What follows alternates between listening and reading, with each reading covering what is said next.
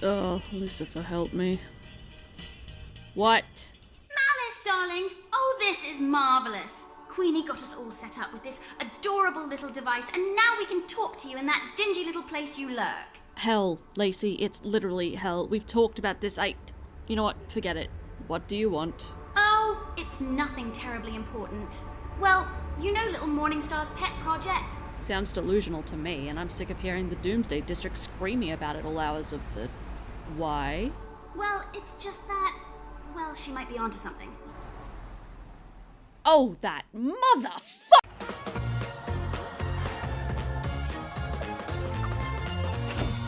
First things first, this is a spoiler-heavy review / discussion of the show. If there's a twist, I'm probably going to be talking about it. So, spoiler warning in effect from here on in. The show only has like 8 episodes, just go watch it, honestly. Let me also make a note right here at the start that I'm going to be talking about the show exclusively. When I say that, I mean that if it doesn't appear in the show, it doesn't exist during this video. That means I'm not going to be discussing the creator Vivzy or the behind-the-scenes drama involving the animation crew, Spindlehorse, or any of the surrounding politics / drama attached to the creation of the show. Things that are actually in the show itself, ranging from how it handles sensitive subject matter to how it designs its characters, we can discuss, but they'll only be discussed through the lens of the show itself and not the hands behind it. This is my essay video and we're doing Death of the Author route on this one. If that's not for you, I understand. There'll be plenty of other creators talking about the behind the scenes of the show and the controversies attached to it. Seek those videos and post out instead if that's more what you're looking for. For those that are interested in taking a look at the show itself, settle in, it's gonna be a bit of a long one. Additionally, while it's not discussed too graphically in this video, all the same warnings you'd expect going to Hazbin Hotel as a show will still apply here. That includes discussions of abuse and SA. So if that content makes you uncomfortable, I'd say sit the whole fandom out, honestly. Alright, extensive disclaimer covered,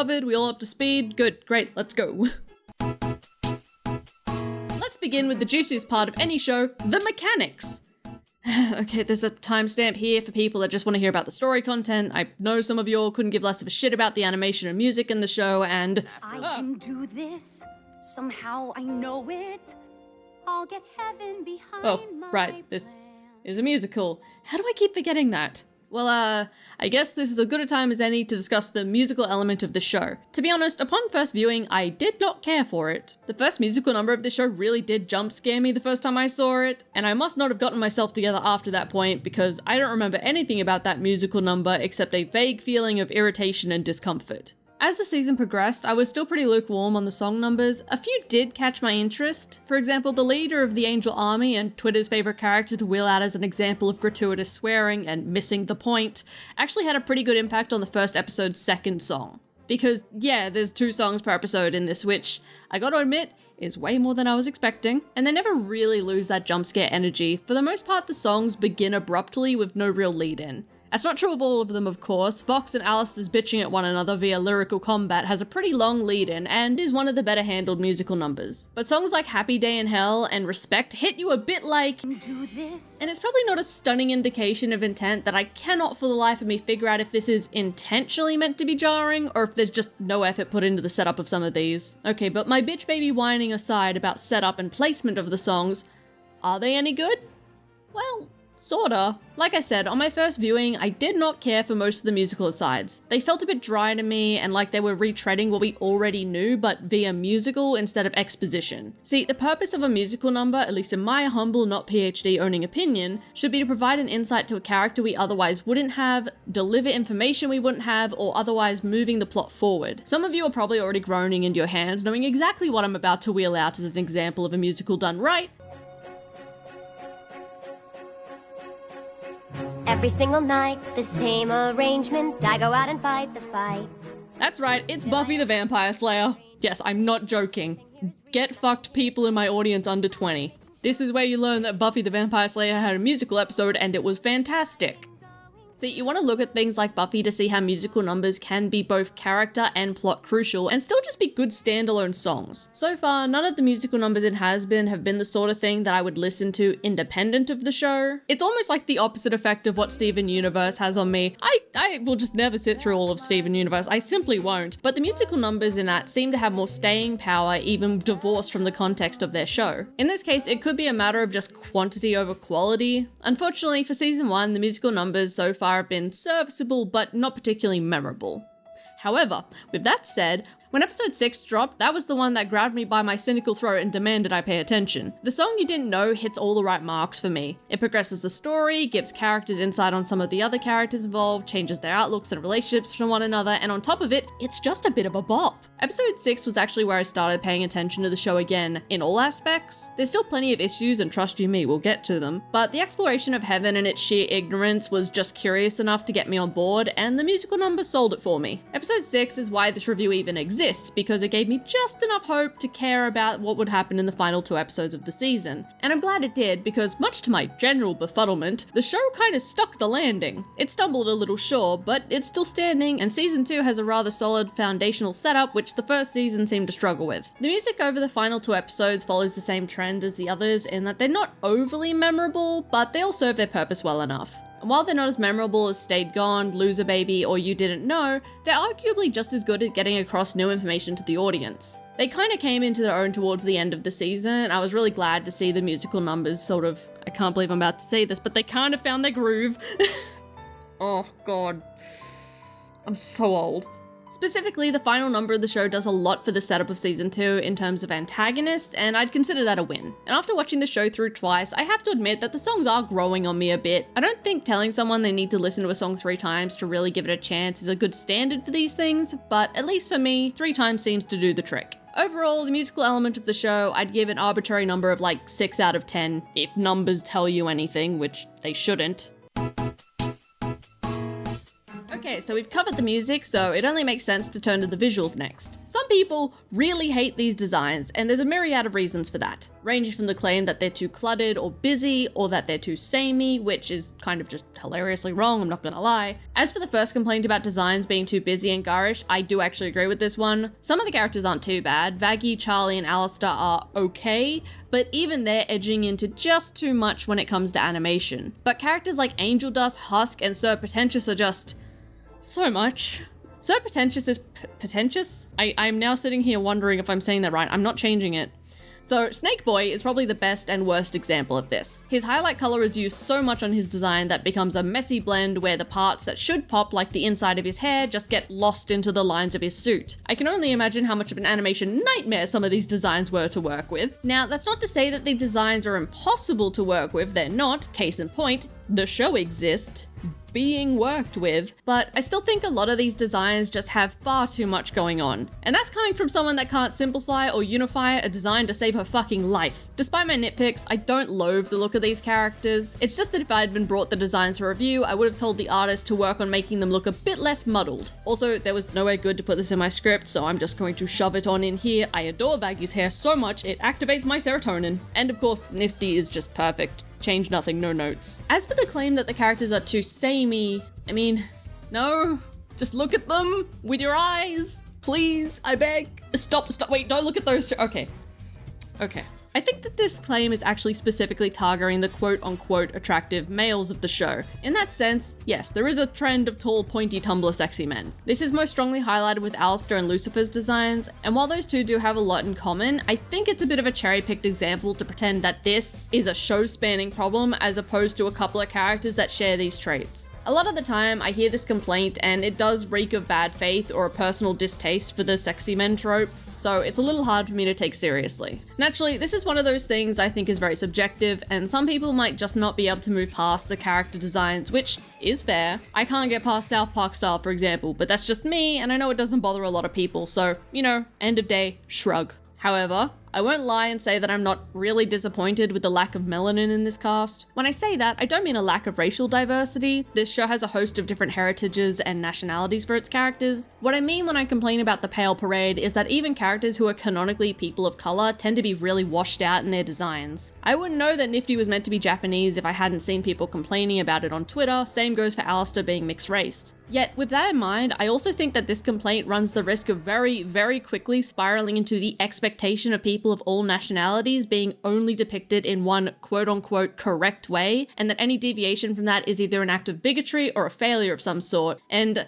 okay, I'm going to try and succinctly explain to you why this is a problem using a real-world example. Growing up, I had a mate, and for all those confused, I'm Aussie by the way, who was a stereotypical looking Irish chick. Pale as a ghost, freckled with fiery red hair. And let me tell you, there was not a curl to be seen in that hair. It was dead straight. Anyone glancing at her would make assumptions as to what her heritage was, but she was actually of Aboriginal descent. And again, I'm aware some of you are from America or UK or elsewhere and don't immediately know what I mean by that. Aboriginals in Australia are our First Nations people, the natives that got here before the British decided to say, hey, is anyone living here? And then did not wait for an answer. My friend just so happened to have a father who had been Irish and her mother had been a First Nations woman. She was always deeply involved with her heritage and she's undeniably an Aboriginal, but you wouldn't know it by looking at her. If she was drawn into a show like Hazbin, well, I can only imagine the outrage of depicting a mixed race person of colour as a pale redhead. But that is literally who she is. She exists. My point in this is that people aren't their stereotypes. People don't suddenly become not a person of colour because their hair is straight or their shades lighter than what the Caucasian crowd is envisioning. So with that in mind, I am a little sad about how pale the main crew is, yes, but I don't think it's fair to outright demand that all our depictions of people of colour fit a specific mould. That, in and of itself, becomes an act of exclusion and policing who is and is not included in their own nationality based on appearance. Which, I don't think I need to explain this, is, yikes. Alright, I've already spoken too much about a topic that is not my wheelhouse, so let's return to something I have a bit more of a stake in. So, what about the animation of the show? It's good. There, end of section. Okay, right, fine. I'll talk about the animation errors a bit too, God. First, let me begin by saying that Hazbin is at its worst with over-editing, poor transitions, and mistakes in the first episode, even more notoriously within the first musical number. Like, God, there is really no moving past how rough this transition between animators is. And once you pay attention to how uncoordinated and frantic the camera movement is during Happy Day in Hell, you just cannot unsee it. I don't want to go into a full breakdown on the faults of this sequence. They're numerous and seem born out of a lack of faith in the base animation and the attention span of the audience, but if you're looking for an overall discussion as to why this doesn't work, I'll direct you to a video by Sarcastic Chorus. He goes over everything I would have said and then some, so add it to your watch list. Instead, I'd like to talk a bit about the idea of visual mistakes and continuities in animation in Hazbin Hotel and indeed all media. After a rough start of episode 1, I spent my second and third viewing of the show looking for any outstanding examples of this same problem, and I found myself pleasantly surprised to find that it just did not make a reoccurrence. And honestly, even shows that I adored a little bits and pieces have moments like this. Invincible, for a recent example, has really glaring animation issues sometimes that make me want to rip my fucking hair out. See this? No? Let me zoom in for you. Whoever colored these frames didn't have their settings set correctly, and you can see the gap between the line art and the color fill. The only reason I notice this and it bothers me so much is because I'm guilty of this exact same thing in my own work, and thanks, I hate it. What I'm saying is, these things can happen, and indeed do happen, very regularly. Even the most polished product is bound to have little bits and pieces slip through the cracks. Productions do their best to minimize these errors, but there's only so much quality control can do when you're working in a large production like these. And honestly, most of the time, it only becomes noticeable when you're looking for it, and at that point, it's just add a CinemaSins ding. So long as it's not a consistent or obvious experience-breaking error, then it's not worth more than an observation note. And I can comfortably say that most of Hazbin Hotel looks absolutely stunning. The light in this show is just gorgeous, and a lot of the style and look of it is carried by these backgrounds. It's actually kind of hard for me to sit down and talk about how good this show looks without just saying, look at it! It's practically glowing! I love this! As far as the animation goes, Hazbin has one of the best looks and lighting that I've seen in a long time, and yes, I'm aware that's a subjective opinion, but fuck you clicked on my video, that's what you're getting. For as much as I love some of the animation coming out recently like Invincible, it's pretty stock standard when it comes to stylization and color. Even shows that have those bombastic moments like Rick and Morty has majority of the show in a fairly standard style, whereas Hazbin is consistently bathed in warm, deep hues that make the worms in my brain go brr. This is less an analysis and just me saying how much I like the look of the show. Happy Day in Hell is where you're gonna find the worst it has to offer, and fortunately it doesn't dip that low again. Shame that it's the first foot forward, but overall I'd give the animation and color work a solid 8 to 9 out of 10. That is if you really need a numerical breakdown like that means anything.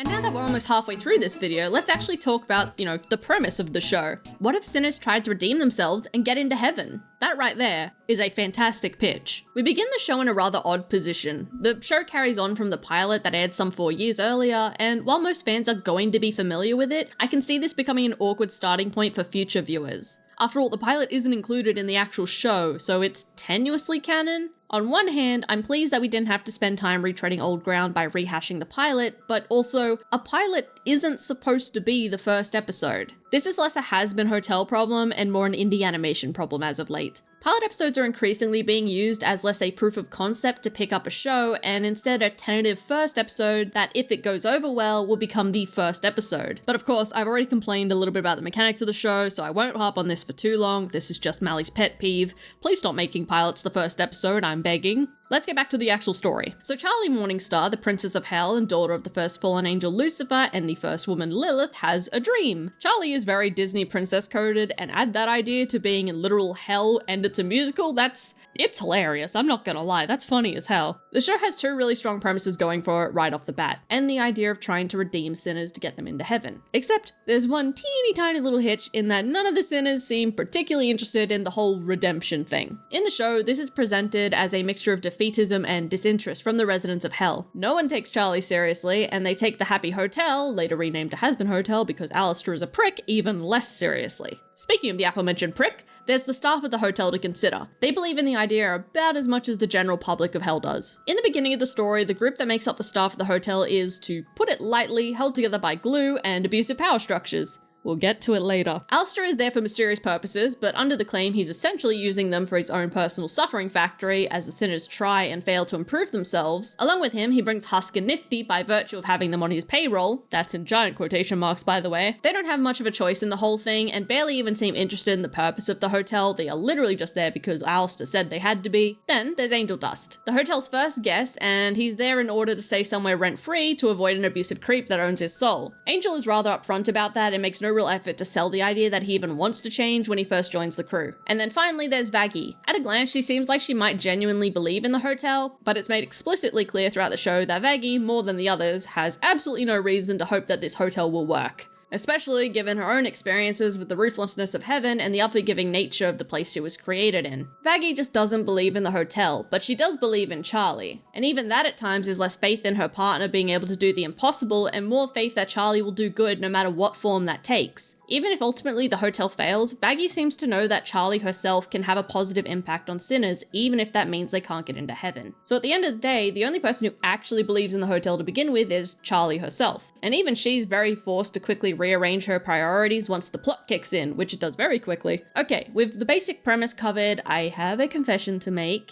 As I was writing this script, the thought of going into detail on the events of the show from A to B made me acutely exhausted, which is not a very encouraging sign, I realize, but please bear with me. See, I was torn between the sensation of having a lot to talk about and paradoxically nothing at all. I don't particularly want to sit here and recap everything that happens throughout the 8 episodes when it effectively boils down to nothing I find that interesting. That's kind of the experience with Hazbin Hotel in a nutshell. A lot happens very quickly, and at the end of it, it kind of feels as though nothing was really achieved. Let me instead only discuss things I actually care about in the show rather than giving you a play-by-play recap. I mean, realistically, you've already watched the show or heard other people retread its details ad nauseum, and for those rare few of you that haven't experienced either of those things, all you need to know is that Heaven is willfully oblivious, Alistair is mysterious spooky man, Vaggie is a fallen angel, this woman killed an angel which kickstarts the entire plot, but somehow she only gets 2 seconds on screen, these guys are a delight and we hate them, there's not a single emotionally undamaged character within the cast, and daddy issues in the Hazbin universe are the expectation by default. Alright, with that covered, here are the things that do interest me about Hazbin's characters and story. Beginning with the Disney Princess of Hell herself, Charlie. As a character, Charlie can be rather difficult for some viewers. She straddles the line of endearing to outright annoying with a pretty poor balance, and she often tips over into almost unforgivably oopsies I'm just a silly guy territory. Despite occasionally crossing the line into aggravating, Charlie does remain the central heart of the show. It's unsurprising given she's the most open to other characters and supporting them even when they lack faith in themselves. However, none of that interests me very much. We've seen the good-intentioned, if sometimes misguided hero a million times over. What interests me with Charlie is her inherent privilege. Unlike most of the cast, and indeed the entirety of Hell, Charlie is uniquely untouchable in her position. Unlike the other sinners, she doesn't have to fear being killed or exterminated, and she's above most problems as the Princess of Hell. In some respects, that almost makes her uniquely qualified for the mission that she's undertaking. With no cap on money and security, she can safely and confidently navigate through Hell and setting up a hotel. However, by that same virtue, she's also decidedly disconnected from the people she's attempting to help. Charlie has never experienced being a sinner, let alone a human. She's never experienced the same hardships that someone like Angel Dust did in life and then again in death. She's never been in the position where she's had to fear for her life or power to the point that she's forced to give up her soul to a more powerful entity like Husk had to. In short, Charlie is an ally, but she has no real understanding of the struggle, and it shows in some of her unintentionally callous or demeaning behaviors. Again, showcased at its worst in this fucking scene, which almost made me quit. I had hoped with the early mention of Lucifer getting a pardon for the demons in hell that the show would discuss this privileged stance Charlie is coming from, but it became pretty clear the line was there as a means of exposition rather than setting up a potential divide between Charlie and the residents of the hotel. It is a difficult topic to discuss, I'll grant it that. Even writing this script, I struggle to describe the resentment that can form towards people just trying to help you when they're not like you. Those insulated from oppression that they're actively trying to help fight can sometimes appear condescending or like they're playing house, because at the end of the day, they risk nothing. Realistically speaking, if Charlie's hotel fell apart tomorrow, she would be financially, socially, and physically no worse for it. But the sinners housed within would be lambs to the slaughter. Literally. I actually watched The Drover's Wife recently, and it had a pretty perfect summary of how this sort of thing feels. I'm sorry. You're right from the outside. I was trying to give a voice to an issue that's been kept silent for far too long. Giving women the voice. I could only hear you. Can I hear you, Molly? Please.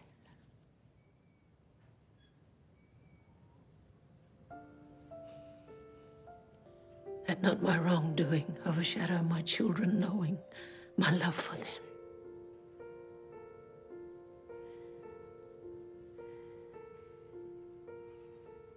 Shall we start at the beginning?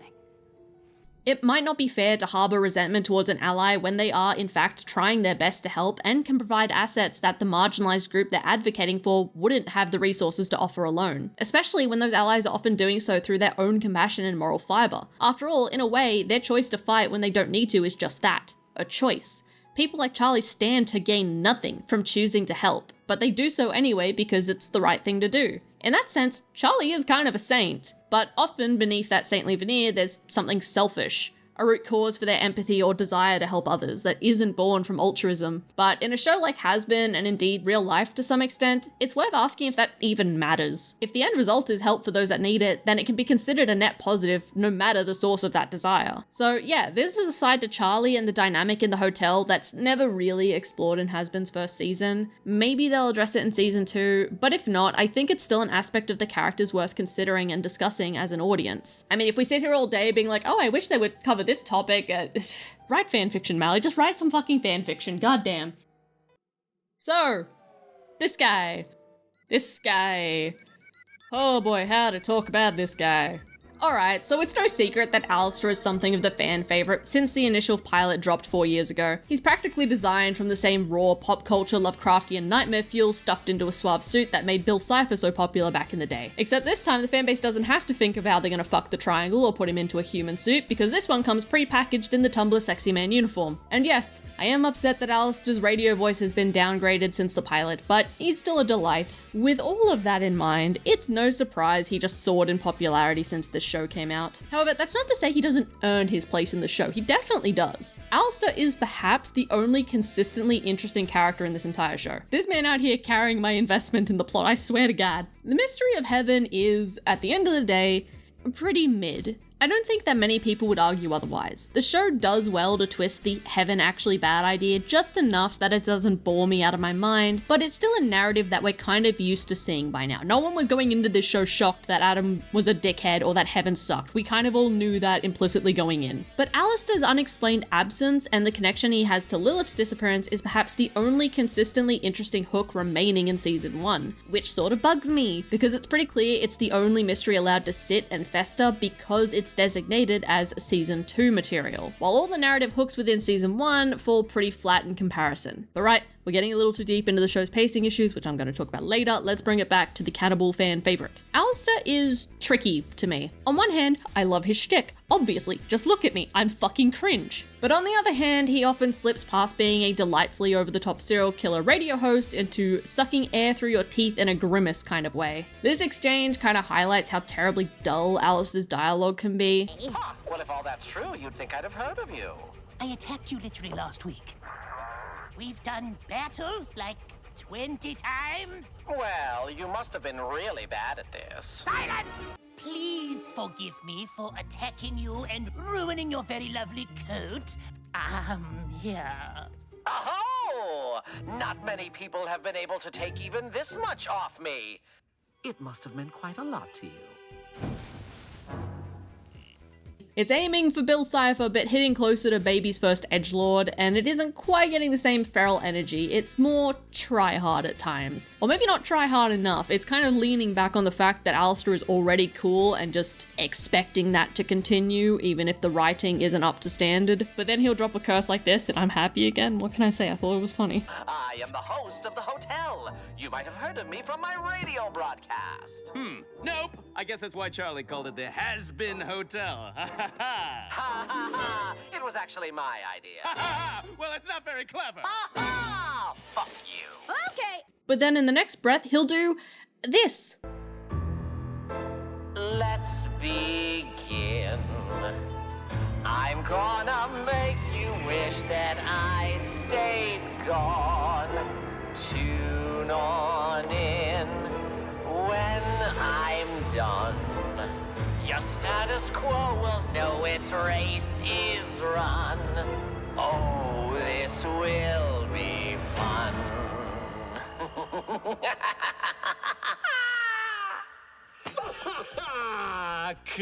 And suddenly I'm paying attention again because there's hints of something very cool here buried under the weight of fan-base expectations. For every line that falls flat or over-reliance on Alice's implied power, there's a subtle change in form or a quick shot of him eating a deer which gets my brain spinning again. I know I said I wouldn't include things that aren't purely canon to the show, but I have to briefly explain why seeing him eat a deer had my neurons firing. I don't fully remember what his canon is now. I've heard it said he was a serial killer all the way up to a deer that was killed by a hunter. I don't know what they've settled to keep as canon. I've been actively avoiding supplementary material and this fandom, so my understanding is shaky at best, but knowing that he has a connection to deers and is a cannibal, this one little detail still invigorated the worms in my brain. I like the imagery, I like the story, I like this, okay? I like this. More of this, please. It's not in your face, but it's good.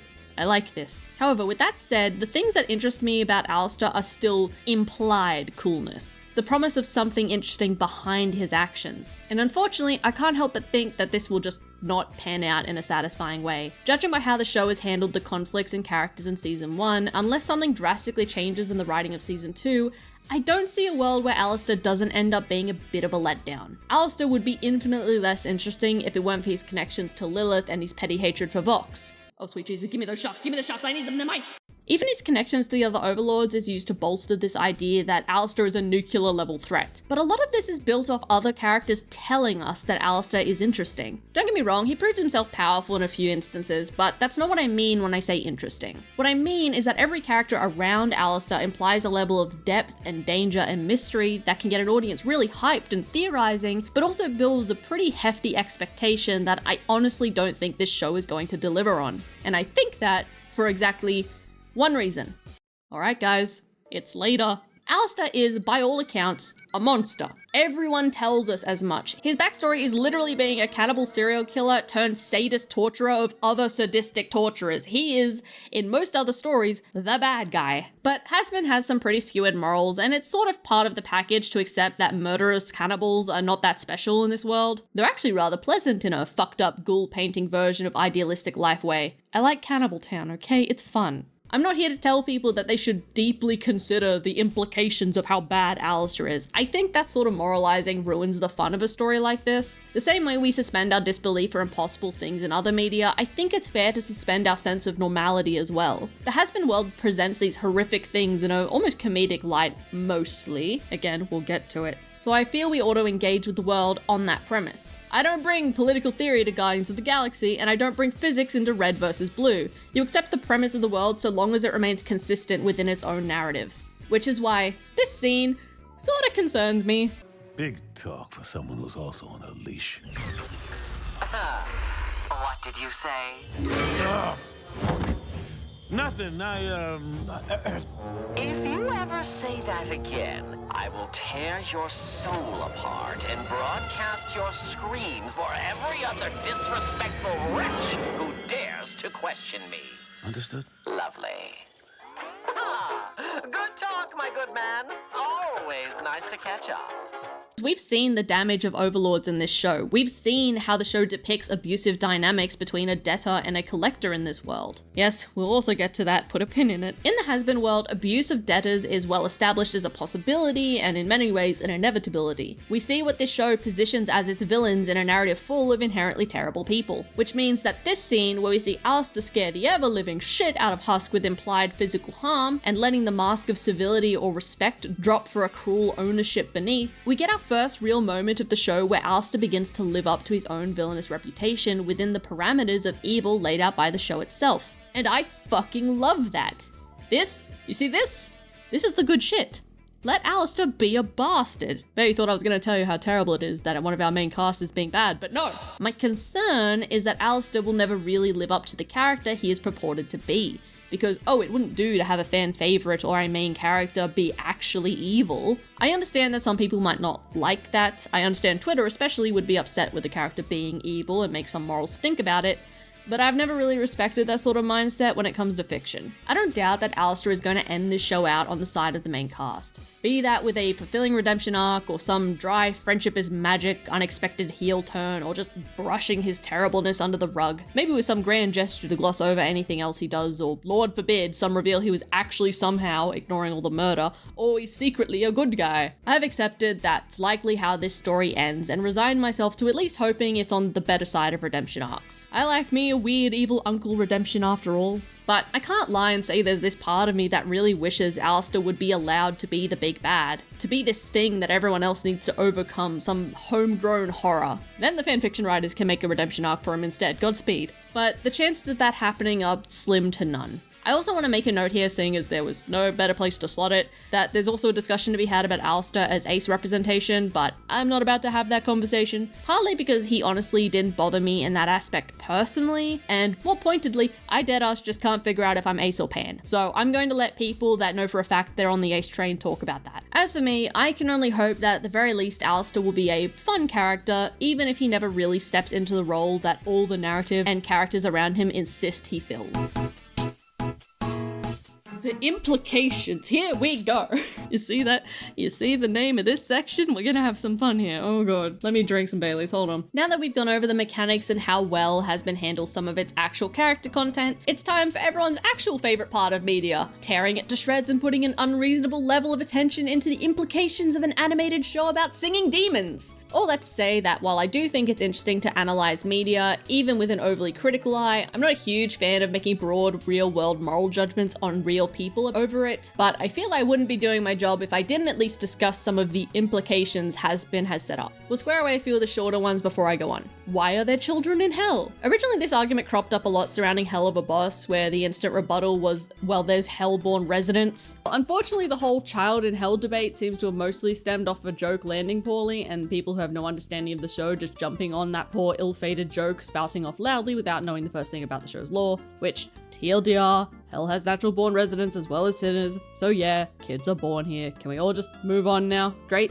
good. But I'm actually going to renege on that whole argument because, while yes, it's true that there are natural-born residents of hell, it's equally true that there's sinner children. We even see one explicitly in Hazbin, the sparing of which leads to Vaggy's fall from heaven, because remember, demons are given an exemption from extermination, which means that this kid has to be a sinner. So yes, there are children in hell, and that's fine from a narrative standpoint. Going off mostly real-world religious doctrine doctrine, basically all of them include hell or limbo states for children. Kids aren't given a pass the majority of the time, and depending on which book you subscribe to, kids can get yeeted into the pit if their parents mess up or don't baptize them correctly. So this complaint seems less rooted in any actual protest of narrative reasoning, and more from a stance of I don't like this idea, which, fair enough. Most rational people don't like the idea of children in hell. But yeah, kids don't get a pass in the real world, and so they don't really need to get a pass here either. I don't know, take it up with God or something. In fact, that's an argument Charlie well could make to heaven, but I doubt she will because it airs far too close to actual religious debates, and this show, despite being all about sinners and hell, sidesteps a lot of the real world debates about religion, which is why it's sort of pointless to make an argument for or against Hazbin based on real world doctrine, especially seeing as Hazbin is a hodgepodge of different pop culture depictions of hell and heaven rather than strictly adhering to any one particular scripture. In a similar vein, our second frequent complaint is that there's too many minorities and LGBT characters depicted in hell, so that must mean the creators are bigots. And ignoring how the show is also routinely accused of not having enough representation or not representing it in the right way, which is very much a damned if you do, damned if you don't situation. Once again, if I'm to engage in this argument in good faith, I'm more or less in the unfortunate position of reminding everyone that, historically speaking, hell is exactly where my fellow queer babies would be sent. I don't like it either, but here we are. So I don't think it's an argument against logic, so the implication is that they're bigots, which I think is a little bit silly again, because like, they're our characters. They're our main,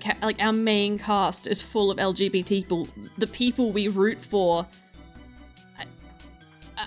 Honestly, I struggle to put into words how annoying this critique is. It's like, I'm sorry, I guess we'll just make all the cast straight again. I'm so happy. Yay. What? To be honest, I think arguments like these are grasping for a moral hill to stand on or give some sort of greater relevance to people's dislike of a cartoon, which, weird move, but okay. And yes, I saw the discourse around Peter being a white dude, and no, I'm not going to start talking about the historical whitening of religious figures within the Western zeitgeist. The fact that thought even crossed my mind while thinking about this script is thoroughly exhausting. At the end of the day, Hazbin is set in a pop culture understanding of hell and heaven, and it works off the inherent narrative tied to those concepts rather than actually referring back to the Bible. And I should stop here and say that it's fine if you hate the show, either because of its content or for other personal reasons. There's no reason to make a moral argument about it, nor do you need to morally justify your hatred of a show. Sometimes, the vibes are just rank, and that's okay. But needlessly trying to find gotchas that prove the show is secretly anti-queer or hates kids or is not doing the Bible character justice, I just kind of find that argument difficult to engage with. Especially when it can so quickly spiral into discussions of real-world religious debates, case in point, this script. And you can probably hear how tired I am when I tell you that I didn't watch the Singing Demon show to get into a theology argument. Because as soon as you start whipping out the why is X in hell argument, the immediate response to that is a tired sort of, I regret to inform you, but wearing mixed fabrics can get you sent to hell depending on which doctrine you follow, so we're all pretty much going to hell,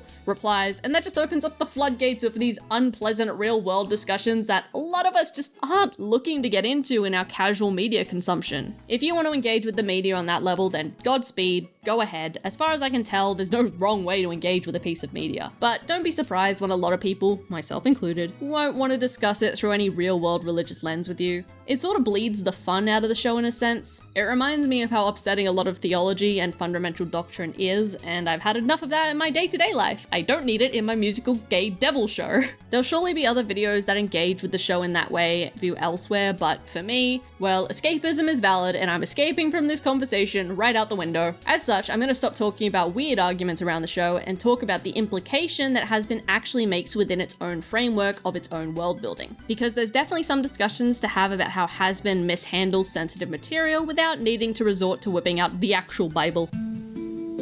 Alright, time to talk about the bomb beneath the table. That is to say, yeah, we're talking about this now. Discussing depictions of abuse, and especially SA in media, is really tricky, because on one hand, intent plays a huge role in these things. Intent and depiction in media is important to consider when talking about these topics, so let's start with physical, non-sexual abuse, because uncomfortable as it is to say, it is the easier of the two to discuss, and more commonly depicted in a childish or harmless light. When we watch some shows, especially in cartoon or anime scenes, tone plays a big role in deciding how seriously we take on-screen violence. Because technically speaking, in the real world, character interactions like this would be considered assault or abuse. But we don't typically interpret it that way while watching because of the same reason we suspend our disbelief for other outlandish elements in the media. It's fiction, it's fantasy, and we engage with it on that level. In the real world, a punch like that could do some serious damage. It could lead to an actual death in extreme situations, and even in less extreme situations, it can cause lingering emotional and physical damage that's nothing to scoff at. But in anime land, it's a 1-second fix. It's not real, there's no lasting damage. Consider scenes like these, for example. None of these moments are depicting abuse or assault, not in their world at least. In the same way that in kids shows, extreme violence tends to do no damage, there's a set expectation of their individual universe's lore and tone. Now, some people think it's very big brain to point out that a tsundere is actually massively violent. And yes, a real world version of a tsundere would be abusive, just like a real world version of Batman would fail and a real world version of Frozen would have killed thousands upon thousands of living things. But they're not real. They're fiction. And I honestly find people that get up in arms about this kind of thing to be exhausting. They know it's not intended to be taken with the same gravitas as the real world is, and we know it too. In essence, they're taking something not meant to be considered in a literal real world lens and purposefully viewing it through that lens to make a moral judgment. Intent and depiction matters in these situations. When we move on to discussions of sexual themes, and especially sexually violent themes, the conversation changes a bit. On the one hand, some of the same rules still apply. There's still definitely a long-standing trope of male sexual violence in particular being used as a cheap gag, and this is normally where I'd insert some examples, but when I thought about them, it actually made me super uncomfortable. For those who know, the scene that came to mind for me was the Simpsons Homer bear suit bit, which I'm choosing not to show because no matter how much I love The Simpsons, that scene makes me squirm, which I think is almost a perfect example as to why more and more of this trope is getting phased out. In 2024, it's almost a surprise to see any media with an ounce of self-respect pulling the dropping the soap gag. Remember this. This will be important later. This sentence I just said will be important later. But with that said, it's still worth noting that it is intended as a joke, and these scenes don't have any lasting consequences on their characters. Much like how the violence from a tsundere doesn't have the same lasting implications and effects of a real-life punch. But that's not to say you have to like these things. Again, I could not even bring myself to get the clip for an example. I am literally an example of someone who doesn't like SA for jokes. But I can acknowledge that it is not meant to be taken seriously. And for a bit of a more in-depth conversation about this topic, I would suggest you go and have a look at this video. It is on screen, it will be in the links. It goes a lot into the trope of male sexual abuse, and it's just, again, I can't get into it too much. It's a very good video. It's a good explanation of why this isn't funny and why it's slowly being phased out and why people thought it was funny in the first place. It's a good video. Go and watch it. Again, add it to your list. So that's when media isn't taking it seriously and it's just a joke. What about when the media does take it seriously, or purports to take it seriously? Well, that's where the discussion of when it is and is not ethical to showcase visual depictions of SA and non-con come in. This is another one of those areas that's highly subjective and personal to each individual. Some can't stand even the presence or implication of SA in media, while others are okay with it being shown outright on screen. Wherever you fall on that spectrum is honestly fine. There's no one-size-fits-all answer for morality of depicting awful things in media. But regardless of where you fall, there's still the matter of ethical and artistic framing. A lot of people subscribe to the notion that it should never be visually depicted or should only be implied or otherwise depicted through metaphor or suggestion, but never outright addressed. And while that's a fine personal stance to hold, some people assert that any media doing otherwise is inherently fetishistic or exploitative in nature, or almost worse, an endorsement of sorts, which I think is a far less fair stance to hold. Let me bring you an example. Belladonna of Sadness is a 1973 Japanese adult animated art film, and please, God bear with me, I promise this relates to Hazbin, I swear it does. This is a film that focuses almost exclusively on female sexuality and abuse. It's a story that graphically and repeatedly depicts unpleasant encounters that I cannot say lest daddy YouTube take me over the knee. See, some people would consider that a SA joke, other people would consider it a child abuse joke. Take your pick. Either way, dark subject material for a joke. And Belladonna of Sadness approaches this topic with a visceral visual display that is as abstract as it is obscene in nature. I can't show you basically any of these scenes because they're borderline pornographic in nature, or maybe they just are pornographic. The line is so thin, it is hard to tell, but they do tell a story of the harrowing events a survivor undergoes and how it affects her both physically, emotionally, and mentally. And the reason I highlight Belladonna of Sadness specifically is because poison has nothing on it. When episode 4 came out and the musical number Poison specifically started doing the rounds, there was a bit of a stir over the way they depicted Angel's situation. Twitter did what Twitter does, and there were a few people claiming that the fact the music number was bombastic and beautifully animated, that it was meant to glorify the abuse in the essay. I assume the logic here is that pretty art inherently means glamorization, and the reason I bring up Belladonna is because it's almost a perfect direct counterclaim to that. Things that are beautiful are not inherently good or desirable. In fact, that's quite plainly stated in Belladonna itself, as the titular character bemoans her own beauty, having expected her hatred and quote-unquote evil to manifest into something ugly and vile. The devil that offers her that evil power asks her, who says that anger and hatred are ugly? 怒りや憎しみを忘れたくないの。怒りが憎しみが恨みが醜いものだと誰が決めた。お前は美しくなったのだジャンヌ。そうだ。まるで恋をしているように。可愛い女よ。お前は神よりも美しい。All that to say, something beautiful does not inherently mean it's something good, and something bad does not inherently have to be ugly. Pretending otherwise is almost preschooler logic. It throws us right back to when all of our villains were like the hag. We've moved past this, right?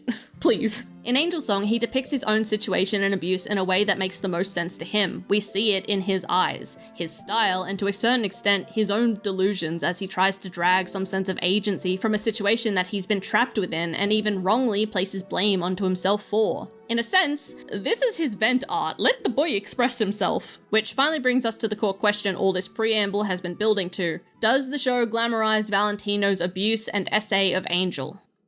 No.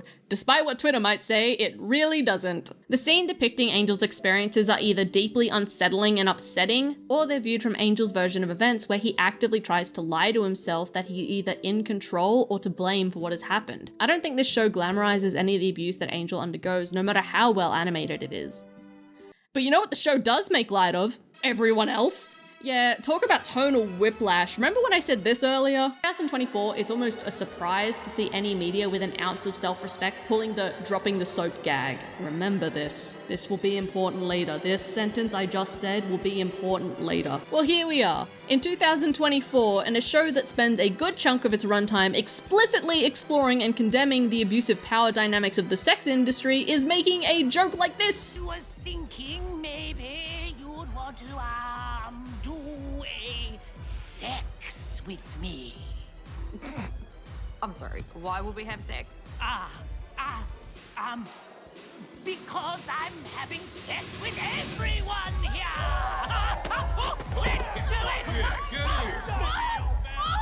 What the fuck? Putting this immediately next to this, or even having it in the same show as this? It's a choice. It's definitely a choice. I have to assume that this is on purpose and the writers have the world's most public punishment kink because what? What? Like, I'm reading, I have a script in front of me and I'm still somehow lost for words. What are they doing? The idea that the show can take Angel's experiences so seriously and put the effort into at least attempting to portray his situation in a sympathetic and respectful light, then can in the same breath continue to make jokes about essay and abuse is, well, it's a lot. Honestly, just talking about the disconnect between these two things makes me extremely frustrated because I want to give the writers and the showrunners the benefit of the doubt in any mishandling of the topics of SA being down to the tricky nature of putting any depiction of these things to screen, but then they immediately slap me with the implied assault for laughs, and it's hard not to walk away from that feeling distinctly dirty or ridiculed. After all that, I'm sitting here looking at Hazbin Hotel like an exhausted parent telling their shithead kid to stop shoving sparklers into their pants. And just like that tired parent, I'm done trying. Get third-degree burns for all I care. I'm going to the liquor cabinet. Hazbin Hotel drives me sort of nuts because I can see the vision. I can see the bones of an interesting story with interesting characters here, but sweet Jesus, this thing just cannot breathe. And what little time it does have to try and take some gasping breaths is just poorly divvied up. On the face of it, Hazbin has an extremely outstanding one-sentence pitch. What if sinners tried to redeem themselves to get into heaven? Which is sort of a shame that so little of this show actually works within that premise. Even in the beginning of the first episode, it more or less shows its hand with one line. And then it continues to double down when Adam outright states himself that they can't let them quote-unquote catch on. So already the focus of the show has almost completely abandoned the core question in favor of inner politics of heaven and hell and the various mysteries dotted about the place. It's a shame, but a lot of this can be linked back to the overarching problem that Hazbin has, which is pacing. Its need to rush through everything in one season as fast as possible is exhausting. Even the mysteries in this show don't get time to breathe. In episode 1, we're told the big mystery is who and how an angel was killed. By episode 3, we're then directly told that it's this character we've never met before, and then continue to not see until the penultimate episode, and it doesn't matter that Camilla's design is the coolest thing since sliced bread, this is just bad time management. Hazbin's first season is in the uncomfortable position of only having 8 episodes to try and cover a lot of ground, and it spends most of that time sprinting for a season 2 and tripping over every uneven patch of pavement and twig to the point that slasher movie chicks are offering it a hand up. I know it sucks, but there's a reason common advice for writers is to kill your babies. I understand it doesn't feel great when you have a bombastic world with big ideas and equally big characters, then you're handed an 8-episode run and told to try and cram it all in there. I get that, but you have to adapt at some point. Realistically, your choices at that point are to rework the narrative to better fit the time you have at the cost of removing characters or plot points you really wish to keep, or having the whole work suffer for it instead. Hazbin is a perfect example of stubbornly sticking to the latter, and the whole suffers for it. I don't think the argument that Hazbin only had a limited amount of time, and so of course it was doomed from the start, is fair. We've seen shows recently that work within a similar or even more limited scope that manage to get a more cohesive experience to the audience. However, I will say this, Hazbin really does not have enough time. And yes, I know I just disparaged this argument, but I'm not saying this as a means to defend its shortcomings, more so as a means of empathizing with the tough place the show found itself in. Just because I can see how we got the product we did, faults and all, it doesn't magically make those faults not exist. I'm not a fan of this trend in original streaming content towards less episodes and less time. Even if they drown all their babies, there's just some things that can't be worked around, and kneecapping our media by forcing them into these cramped runtimes is a troubling trend I'd love to see end. I don't think it's reasonable to call something a season when it barely has the runtime of a feature-length film. Sorry, Castlevania, I love you, but you were clearly meant to be a movie, and get the fuck off my screen, Infinite. So fucking help me God, get out of my house! Another argument one might make is that season 1 was setting up season 2, so it had to take a few awkward losses for the good of future seasons. However, that excuse also doesn't really fly with me for a multitude of reasons, and best believe I'm about to make a thing of it. Welcome to my content, I am annoying. The argument that Hazbin had to suffer in order to set up a second season and lay the groundwork so it couldn't be good on its own merits is the same excuse being made for something like Rebel Moon, which I doubt a lot of my audience has seen because by God I wouldn't have seen it either had I not gone home to hang out with my family over Christmas. Rebel Moon is a movie that rests on the idea that it's setting up a sprawling multi-movie franchise, and it's a massive pile of shit, with similar pacing and character issues as Hazbin, but so much worse. Like, I cannot express to you in this short segment how bad that pile of Frankenstein sci-fi drivel is, and I feel bad for Hazbin to even utter Rebel Moon's name in the same video as it. But it's a very recent and perfect example of this mentality delivering on shitty products. For a more long-running example of sacrificing quality for a potential future, I need only gesture vaguely at the whole mess that is DC's fumbling attempts to be Marvel. My point is, you can't defend poor execution for what we do have for the promise of something we might get later. Even movies responsible for fantastic trilogies have to stand on their own 2 feet. Star Wars, The Godfather, yes, because fuck you, I bring it up in every video.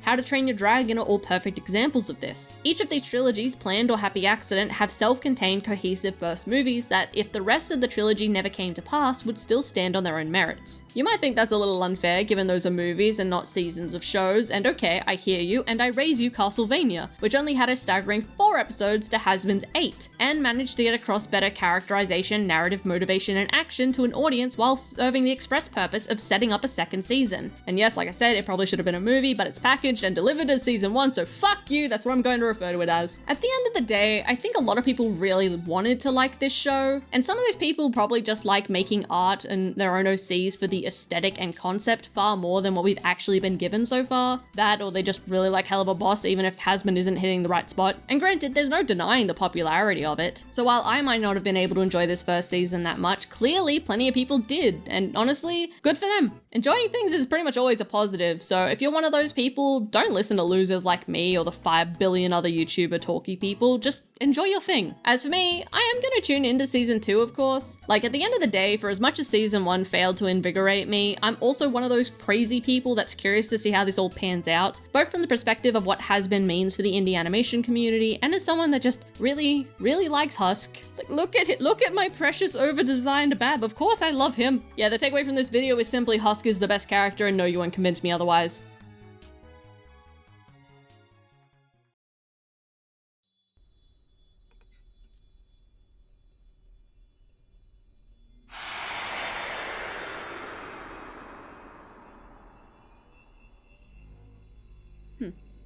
Oh, you're done. Welcome back. Malware! You'll never guess who just called me.